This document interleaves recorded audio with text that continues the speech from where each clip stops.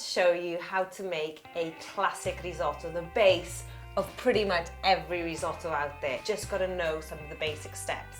First thing is to get the right rice. This is arborio rice, but you can also use canaroli. It's, how do you describe it? It's like a fat dumpy. Yeah, it's fatter than like basmati rice, isn't it? Yeah, you couldn't make a risotto with basmati rice, or we certainly wouldn't recommend it. It's got this starchy layer around it that when it's cooked, it's released into the risotto, which makes it kind of creamier, but also, ding dong, the fat kernels are able to absorb all the juices and the liquid and the flavours of your risotto. The other very simple ingredients you need, an onion, some stock, can be chicken, can be veg, whatever you prefer, some white wine, and of course a Parmigiano, which is natural flavouring and seasoning, and it will really give that oomph to your dish. Start by finely chopping your onion.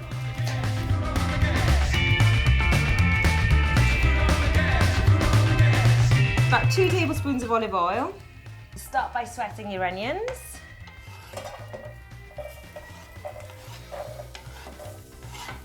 While this is sweating, at this stage you could probably add, or you would add, any vegetables that need to be cooked. If you wanted to do a mushroom risotto, you'd add your mushrooms now. Kind of the harder vegetables that also need to cook with the sweating of the onions would be added now.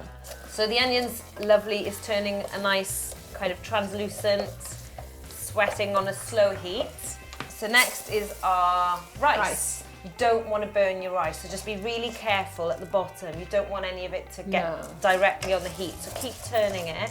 This is very dry and you don't want to get those kernels to burn. So quickly now goes in the wine. Nice glass of white wine, and that is going to give some gorgeous flavours. All you want to do is burn off the alcohol and it leaves this lovely flavour to start off your risotto. And that's probably all of about a minute or two at the most, just to let the alcohol evaporate. It is a little bit of a labour of love as far as cooking goes, because you're there stirring it, but it's 15 minutes at the end of the day. It's not. I'd rather do that than have 20 pots and pans to wash up. Theories about this. Some people ladle in a bit of stock at a time and let the risotto absorb it, and then they put a bit more. I tend to. Do you? What, throw it all in at once? Oh, I wouldn't say. Really? I do a bit at a time.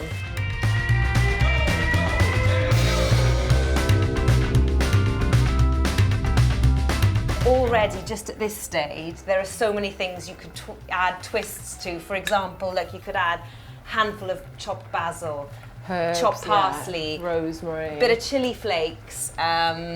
There's, so many different little seasoning tips and flavours that you could just add at this stage to completely have a different risotto. Nice big pinch of salt, black pepper. And with the Parmigiano? Well, Mum always gave me a tip anyway of adding half now, just, while it's still cooking, and keeping half for when it's finished. Italian cooking, in my opinion, shouldn't be written down, right? It should be a basic recipe, but then it should be all about your taste buds, your flavours. What's it like, Em? Nice Almost and cheesy. ready? There it is. That is it, our classic risotto. It's the base for so many different risottos, and from this you can make a beetroot and goat's cheese, a primavera with leeks and courgettes and peas, a mushroom risotto, a pumpkin and taleggio, sausage. There are so many flavours you can explore, and that is the fantastic thing about risottos. It is the perfect dish.